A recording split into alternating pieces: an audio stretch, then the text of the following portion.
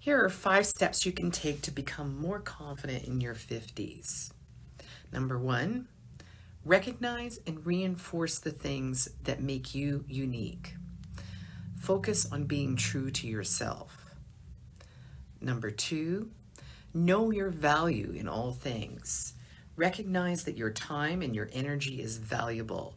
Spend it with people and activities that are worthy of you, that fill you up and don't deplete you. Number 3, focus on your strength and not your size. Number 4, don't be afraid to invest in yourself, in things that make you feel great. And that goes for everything from financial services to therapy to good shoes. You're worth it. Invest in yourself. And number 5, finally, put yourself on the top of your list. The more you take care of yourself, the more you will trust yourself. And the more you trust yourself, the more confidence you will have.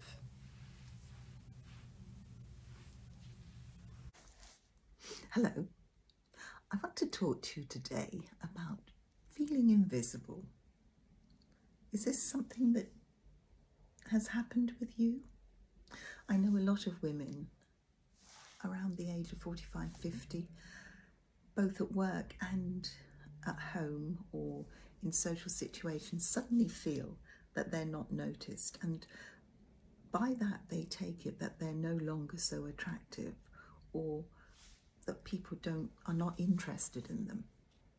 Now, I don't really think that's the case, and I never thought it would happen to me.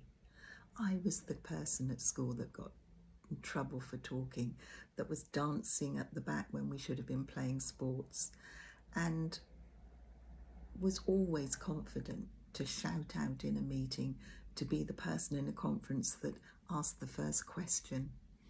So to suddenly feel that people weren't taking notice of me was a bit of a shock. Now, it happened to me really when I left the London area where I'd worked as a PR director and went to live in the country by the sea, 5 hours from London. So I'd already given up a career and was working freelance.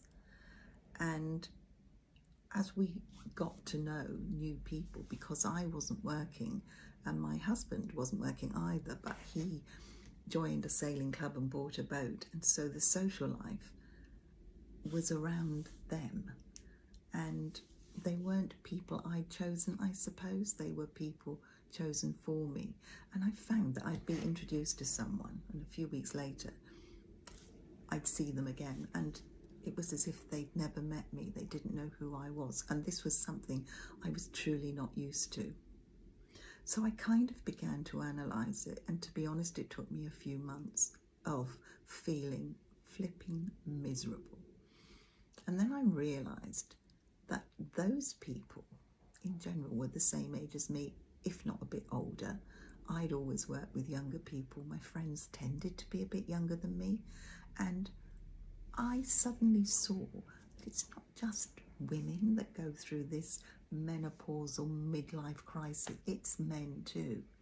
And these men certainly had lost their ability to attract women. They were, as I saw it, boring, self-centered, and just into their boats. And I suddenly didn't care. So I went about to find a tribe of people, a lot of them a lot younger than me, who I could dress up with, who I could go out and have fun with.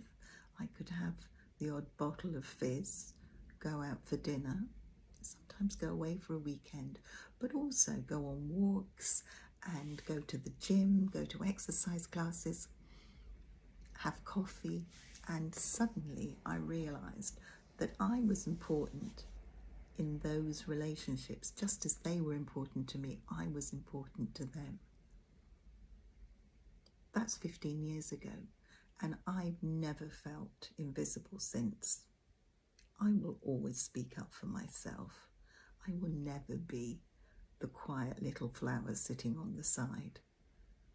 And I don't want that to happen to you too, because we are all important.